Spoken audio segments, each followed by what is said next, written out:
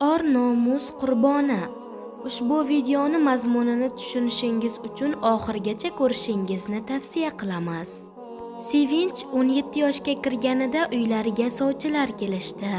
Sevinchning ota-onasi qizlarini hali yosh deyishdi, boshqa bahona qilishdi. Oxiri sovchilar to'yni kelasi yil qilamiz, faqat ishonib ketaylik deb qizni fotihalab ketishdi. Bir necha kundan keyin Sevinchning qorni burab og'riy boshladi. O'tib ketar deb o'yladi, lekin unday bo'lmadi. Oxiri dardga chidolmay onasiga aytdi. "Esing joydami sen qizni? Fotihali qiz kasalxona yurarkanmi? Ma, og'riq qoldiruvchi dori ich. Shuni ichib yursang o'tib ketadi." Sevinch onasi bergan dorini ichib, sal o'ziga keldi. Lekin og'riq kundan kunga og'irlashib bordi. Dori ham kunda iste'mol qilinardi. Borgan sari og'riq kuchaya boshladi. Dorilar ham kor qilmay qo'ydi.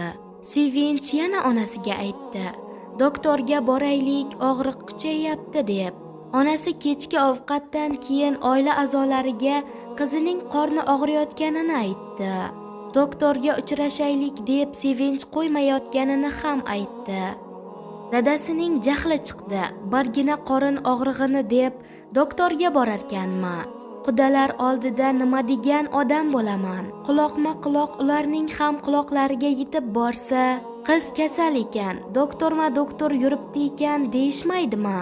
Akalari ham dadasining gaplarini ma'qullashdi. Sevinch dorilarni endi ikkitalab icha boshladi. Mana, bir amallab to'y kuniga ham yetib oldi. Bir yil ichida apteka dorilarni ichib tugatdi-yov. To'y kuni ham bazo'r chidab o'tirdi. Dori ichishga qo'rqdi. Axir uni dori ichib yurishini bilishsa nima bo'ladi? To'ydan bir hafta o'tib, yotib qolgan yangi kelinni kasalxonaga olib borishdi. Afsus, juda ham kechikishgandi. Oddiy kasal zo'rayib, Sevinchning hayotini yimirib borgandi. Ertasi kuni Sevinch onasining qo'lida jon berdi. "Dada, oyi, mana sizlarning yuzlaringizni yerga qaratmadim, qaddingizni bukmadim. Akalarimni or nomusini deb kasalimni hammadan yashirdim. Endi mendan rozi bo'linglar. Axir turmush qurdim, ortiqcha gap so'zsiz." Sevinch shunday deb jon berdi.